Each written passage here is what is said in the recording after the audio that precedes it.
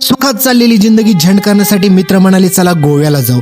जसं की आम्ही गोव्याला जायचं ठरवलं, पण पुढे गोव्यात जाऊन आमच्यासोबत काय झालं हे पाहून तुम्हाला देखील धक्का बसेल.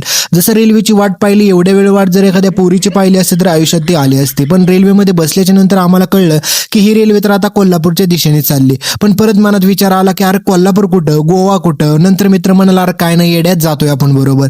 जसं की आम्ही गोव्याच्या जवळ जाणारच तर लोक बाहेर कुत्र्यासारखी ओरडायला लागली, म्हणायला लागली बाहेर पाऊस पडतो. तर तोच बघण्यासाठी मी गेलो आणि बघितलं तर एवढी सारी रिमझिम पाऊस पडत होता. त्यांना म्हणलं कधीतरी आमच्या पुण्यात या, मग तुम्हाला कळेल पाऊस कसा पडतो. तर त्याच पावसाचा थोडासा आनंद घेतला आणि पुढे निघलो तर लोक म्हणायला लागले की दूधसागर वॉटरफॉल आलाय. मी म्हणलं असं काय दूधसागर वॉटरफॉल म्हणजे काय वेगळं आहे का जगापेक्षा.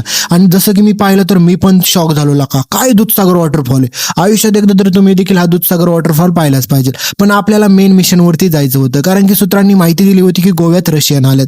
तर हेच नाव ऐकल्याच्या नंतर मी जरा आनंदी झालो, कारण की वाटलं आज काहीतरी नवीन बघूया.